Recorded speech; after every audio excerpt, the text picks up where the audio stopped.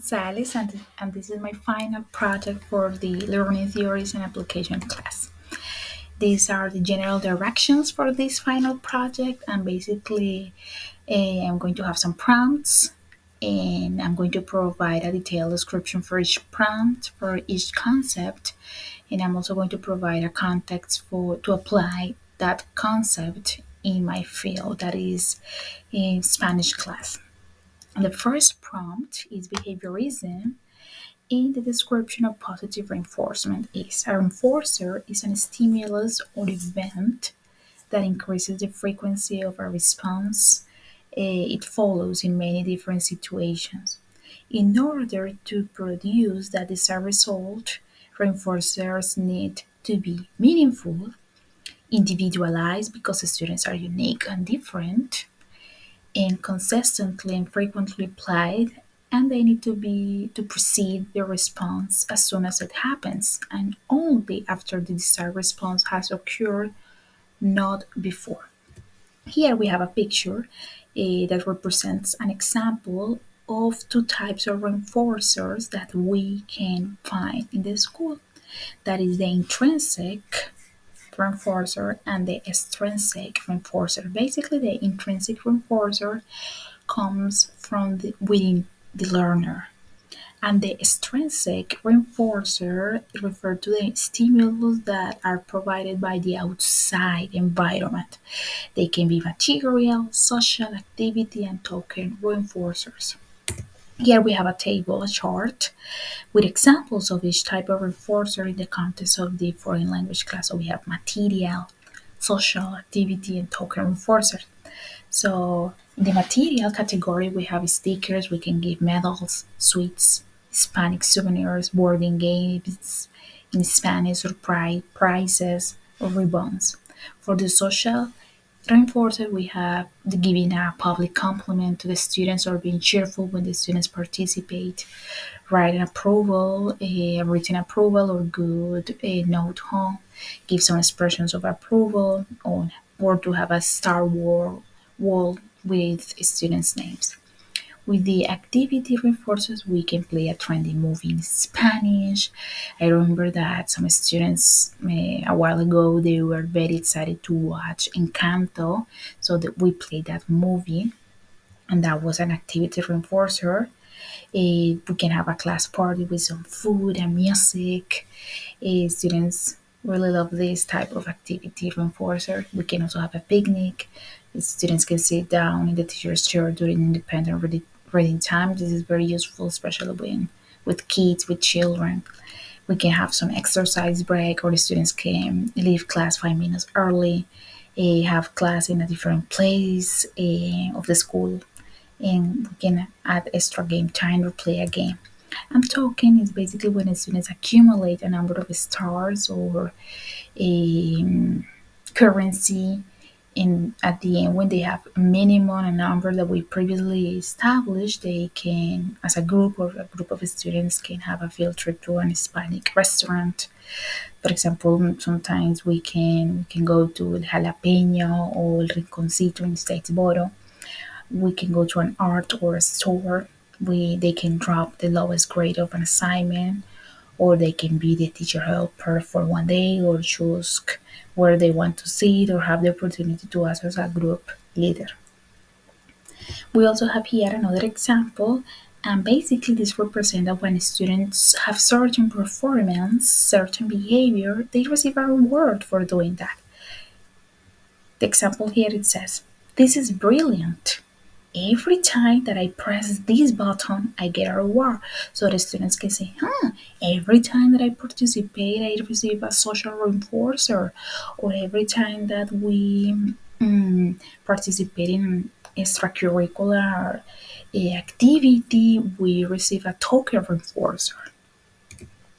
Now we have the description of negative reinforcement. Negative reinforcement occurs when an aversive stimulus is removed after someone demonstrates a desired behavior. We need to keep in mind that negative reinforcement is not punishment, because it is about removing a negative thing. So it's not about adding a negative thing as we do with punishment. So here we have a couple of examples of applying negative reinforcement in the Spanish classes. In the Spanish classes, for example, students receive less homework when they participate in class. Students are exonerated from an exam when they are actively engaged in all the classroom activities, or I can take away a deadline when students do well in an oral presentation, or remove a bad grade when students attend an extracurricular activity, or delay a quiz after students deliver their homework on time. So basically, I'm going to remove all these are going to represent the aversive a consequence, and they are going to be removed when students have this performance. So less homework, exams, the deadline, the bad grade are the adversive consequence. And the desired behavior that needs to be increased is participate more in class, engage in activities, do well in the oral presentation, attend extracurricular activities. Here we have another example that is in real life. And basically, this is the aversive or the negative outcome that in this case is this woman, her skin is burning, but now she's going to start like implementing or strengthen this behavior that is applying sunscreen on her skin in order just to avoid this negative outcome. Here I have the context to apply positive and negative reinforcement in the classes, the Spanish classes. So I have this Spanish 2 class and I need to teach about food. So I can start by activating students' previous knowledge to know what vocabulary they already know in Spanish. I give them some time for discussion with a partner, and then I motivate them to share with the class their knowledge.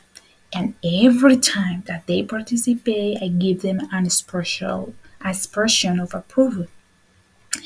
After that activity of activating previous knowledge, we have some activities to practice the vocabulary through singing or mimic, and then we go to the final, to the project, to the main project. That basically students need to prepare or to plan a party, and they need to write a recipe of the main dish that they are going to serve in that party. All this project is divided into steps, and each steps count. And when students finish one of the steps sometime, I give them a token reinforcer that they can accumulate, but and at the end of the project, get some extra credit for the final grade. In addition, students will follow the instructions and deliver each draft of the project on time.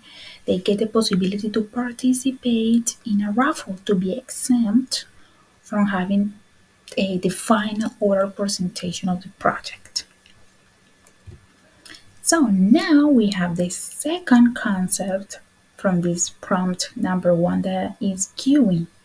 Cueing is the use of a signal to indicate that a certain behavior is desired or that a certain behavior should stop. The verbal or non-verbal cues let students know how to behave. Now we have the context for to apply cueing in my field. So a while ago, I used to spend few time, like minutes, asking students to be quietly by using my voice consistently. That strategy was not very useful because some students did not listen to me, and others were also asking their classmates to be quiet, which made the classroom noisier. Then I decided to teach and use a different discriminative stimulus, a time outside, and I do it quietly while I was moving around the classroom. Once the students look at me, they had to make the same sign until all the class was doing it quietly. In the first night, it took some time for the students to get used to learn that sign, but then it was great because they have a desired response every time that they see it.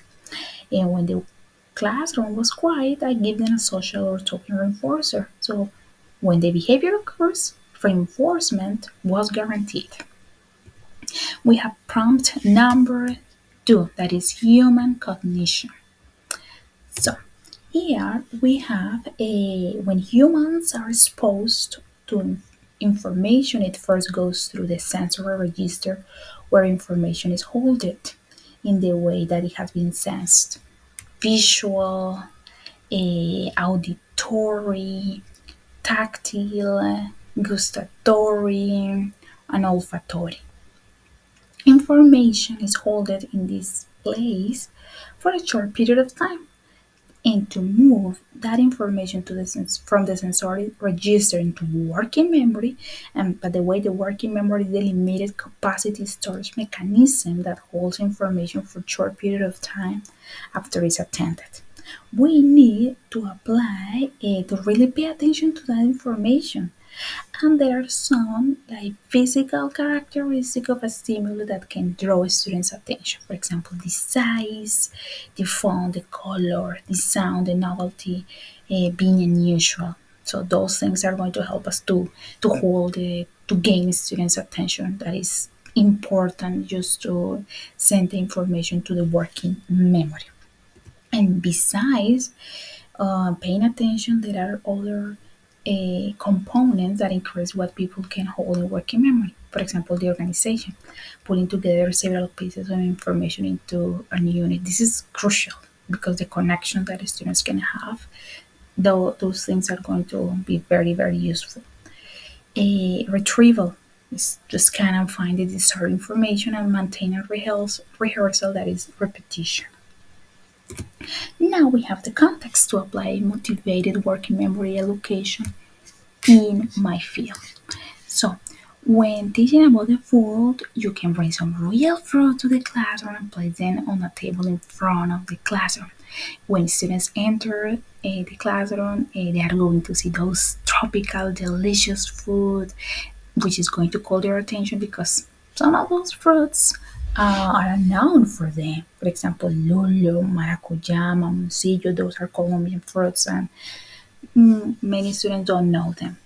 And well, those fruits differ in color, in size, in texture, in weight, in flavor, in shape as well. Each fruit will have its name, and students are going to have the possibility to taste them, which is going to make them very happy. This will really call their attention. And this activity will be primarily tactile because students can touch those fruits visually, they can see those fruits. Gustatory, they can taste them, and olfactory because they can smell it as well, which can help to store the new vocabulary in the working memory and after meaningful rehearsal, hopefully in the long-term memory. Now we go to the second concept from this prompt number two, that is imagery. This is the capacity to form mental pictures and remember images based on our sensory modalities. Information that is encoded in a visual form can be easily stored in long term memory because images can be relatively enduring. We have the concept to apply imagery in my field. So, first, when we are learning about food, I play an audio of a recipe, and students close their eyes and create a mental picture of the ingredients, the recipe, the process of making that recipe. During the second repetition, they need to draw and paint what they are listening, the ingredients, the steps, and this activity can be easily visualized and helps them to have a mental and tangible picture that represents how the recipe of the audio might look like. And then finally, I show them the recipe, how it looks, and they can compare it. This is a very effective strategy because by the end of the unit, the students learn how to describe the recipe and remember the vocabulary because they already have a picture in their mind of that recipe. Now we go to the prompt number three, that is motivation to learn. The description of the concept is personal versus situational interest. Well, eh, Personal interests are relatively stable preferences of people and reside within learners over time. And situational interests are the ones that are triggered temporarily by features of the environment. Init- Unusual things, surprising or new sights, sounds, or words can stimulate situational interest.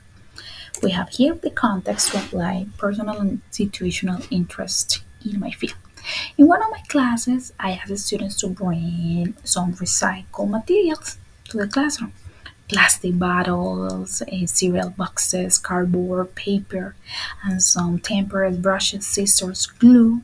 And some students were very curious because they didn't know exactly what those materials were going to be used for.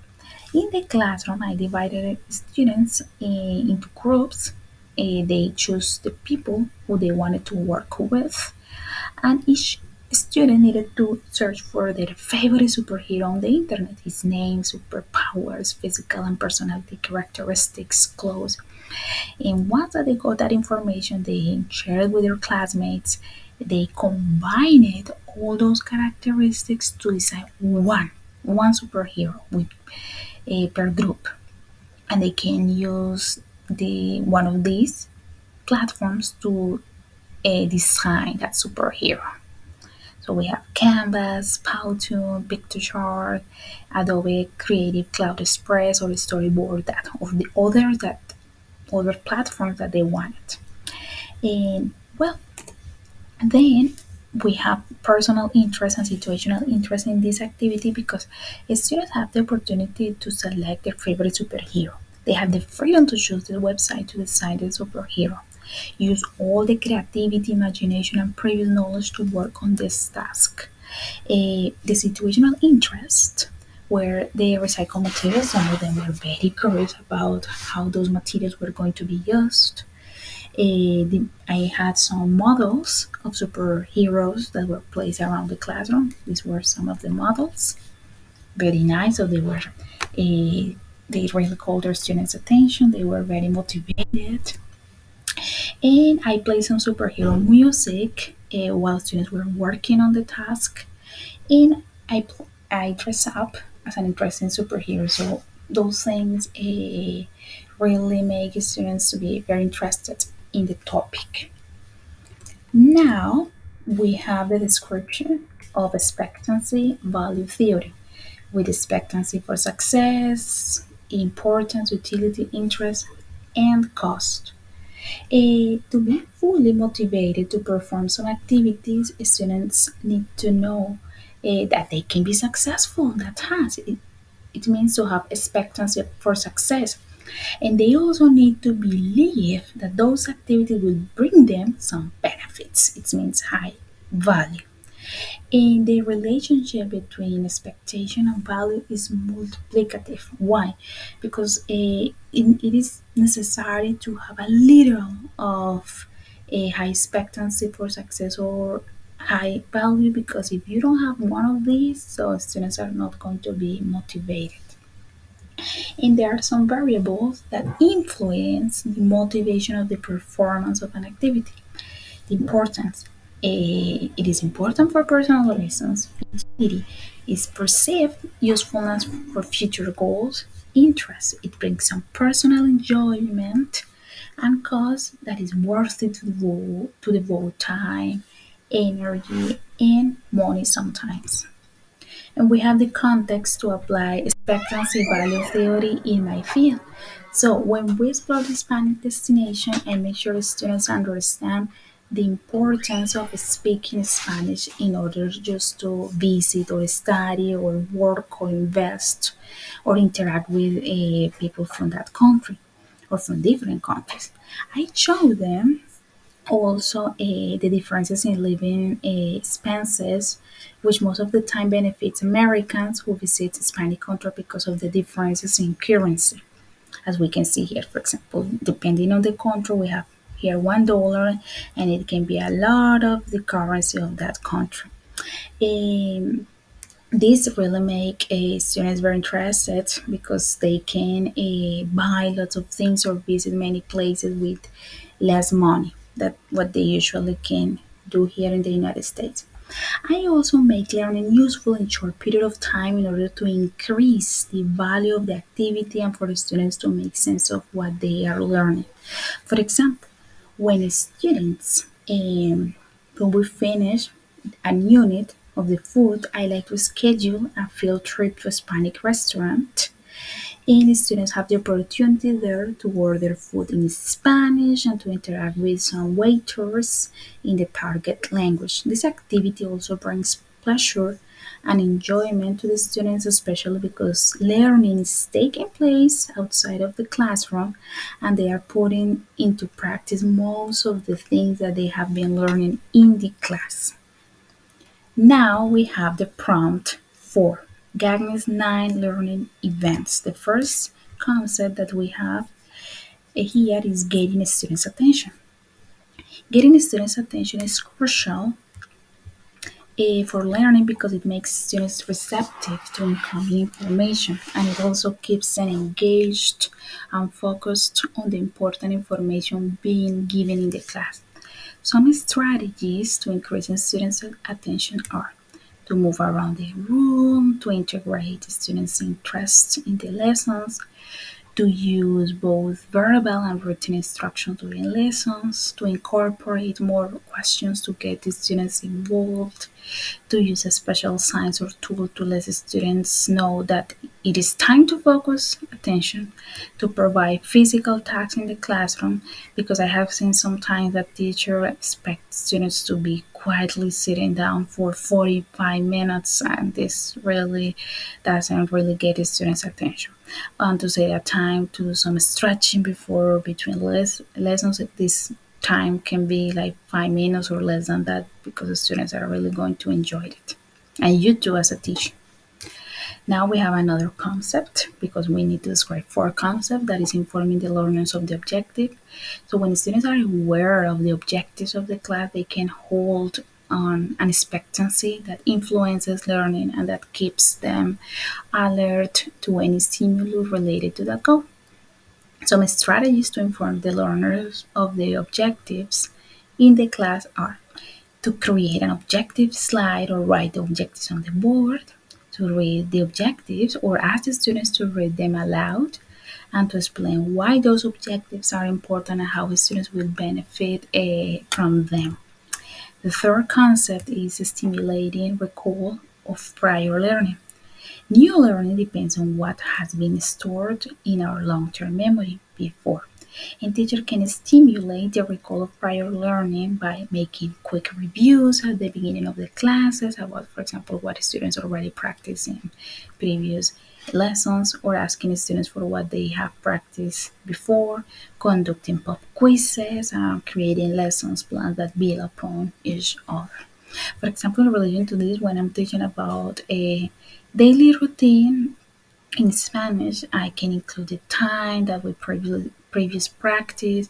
We can also practice in the parts of the house. So I'm bringing all those concepts to connect them with the new one. The context that we have for these three concepts, because I'm going to give them here together, is one of the benefits of flipped classroom because I apply that approach in my Spanish classes is that students review some pieces of information at home and come to class with some prior knowledge and with an idea of what they are going to learn.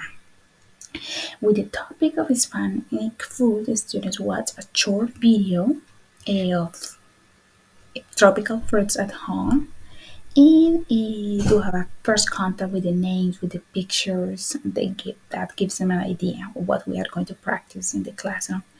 And when they go to the classroom, I inform them of the objective and the main activity that we are going to have.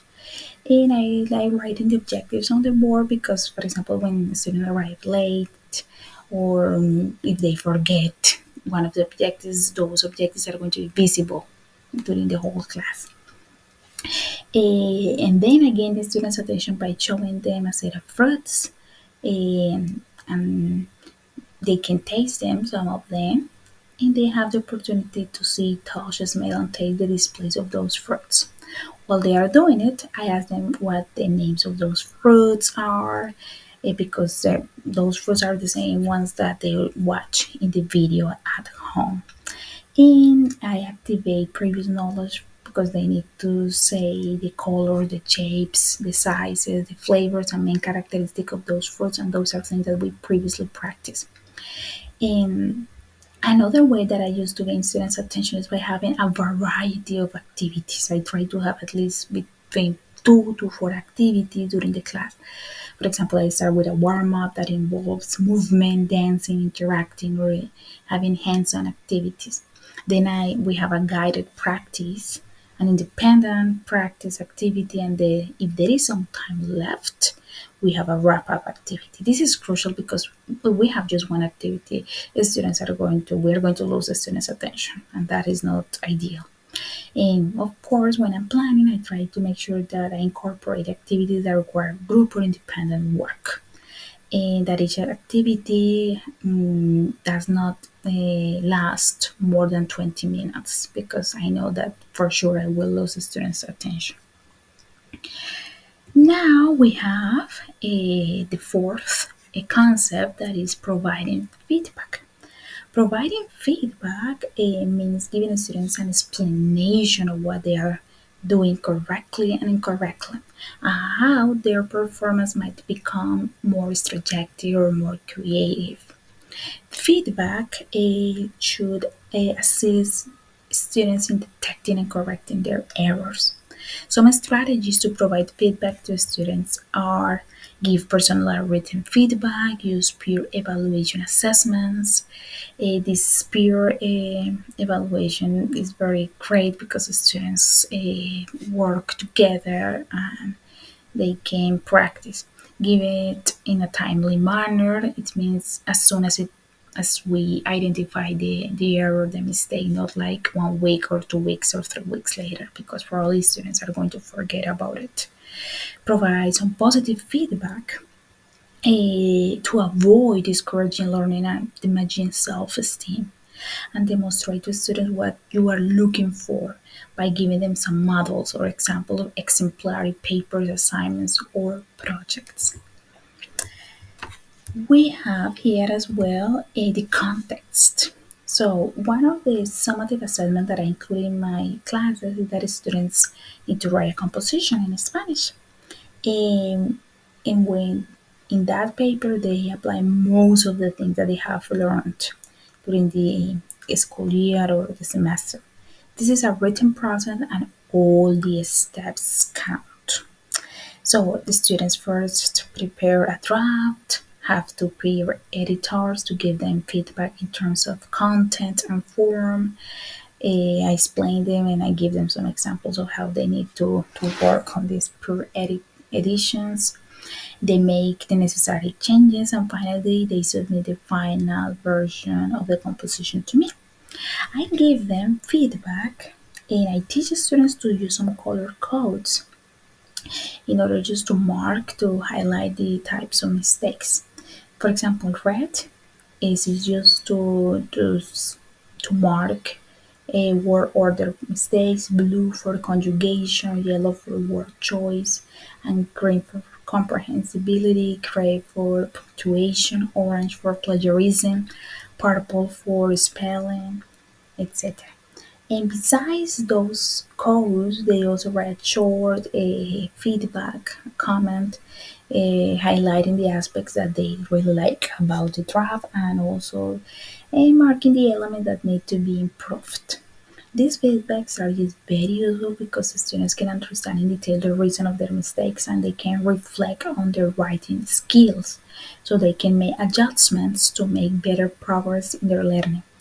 When it comes to quizzing, I also use the color code and I don't give a grade as soon as I check the quizzes because sometimes I give the grade and even if it is an F, students just ignore the problems or the mistakes and I really want them just to go over them. So I give them with a grade, I ask them to go over it, to correct the mistakes and to return the quizzes to me back and then I give them a grade. And when the performance is very low, what I do is to try to ask the students go to schedule some office hours meetings, and then I give them individualized feedback, and I reteach them some concept that they struggle. But when it's the majority of the class that is struggling in a concept, what I do is just to reteach it in the class. So I do not ask them to go to the office hours. Oh, well, now we have the prompt number 5, that is the social cognitive theory and self-regulation of learning. And we have the description of vicarious learning, that we have reinforcement and punishment. So, a social cognitive theory reflects the fact that a great part of human learning involves watching and interacting with other people. And besides the behavior, people also watch the consequences that follow the responses. For example, if an individual is reinforced for a response, the observer becomes more likely to imitate that behavior, which is known as vicarious reinforcement. And there is also a vicarious punishment that occurs when an individual is punished for a response and the observer is less likely to imitate that behavior because, well, she or he already knows the negative consequence that follows it. We have the context to apply that vicarious learning in my field. I apply some of those principles because I already said that I use flipped classroom approach in my Spanish classes. So students encounter information before class, freeing class time to work in higher cognitive levels of learning with peers and with the teacher. Therefore, once or twice a week, I assign some videos or short tests to students to work at home, and when they go to the classroom, I assume that they read and that they watched those videos. And when I know and I verify that they didn't do it, well, I immediately take some credits from participation, and I positively reinforce the students who did it with a social or material reinforcer. That's how I teach students to be responsible with their work and encourage them to imitate some desired responses. Well, we have now the description of modeling, and this is very important as well because modeling refers to the demonstration of the imitation of a behavior and the imitation of a behavior. Modeling teaches new behavior, influences the frequency of previously learned behavior, may encourage previously forbidden behaviors, and increases the frequency of similar behavior. Effective models are skillful, knowledgeable, they have power, and they produce desired results. They also have prestige and share some characteristics with the observers. And there are some necessary conditions for effective modeling to occur. So the observer needs to pay attention to the significant aspects of the model behavior. They need to rehearse the behavior to remember it. Sometimes they need to replicate the behavior. Not sometimes, but they need to do that, and they need to have the desire to demonstrate that they have learned. Well, we are almost done here, and here we have the context to apply modeling in my field. So, in the classroom, I am one of the lead model for the students because I can fluently speak Spanish. That is the desired behavior, and I am their leader. When I give instructions or read or simply tell a story in Spanish, I frequently modify my voice speed and tone for two purposes. To make sure that students understand what I'm saying and to demonstrate that speaking clearly is more important than speaking fast because I have had students that they try to speak very fast without really paying attention if what they are saying is being understood. So I want to model the way that they speak. When students are reading aloud a document in Spanish and there are long or complex words in that document, I usually model the pronunciation of the word. So I first, for example, divide the word into syllables, syllables, while I'm pronouncing it because I want the students to do the same. Next, I ask them to listen carefully to the pronunciation of the word and to say it in their minds, to have an imagery, a picture of that word. And then I write it on the board for them to pay attention to it, to have a visual representation as well. Then they rehearse it aloud several times, individually or with their peers. And sometimes I ask them to, for example, to clap their hands or to jump for each syllable. In that way, we include motor reproduction in that activity. Well, that's my final project. These are some of the references. This is the book that I use majorly, and these are some of the references, outside references that I use for this project. Thank you so much.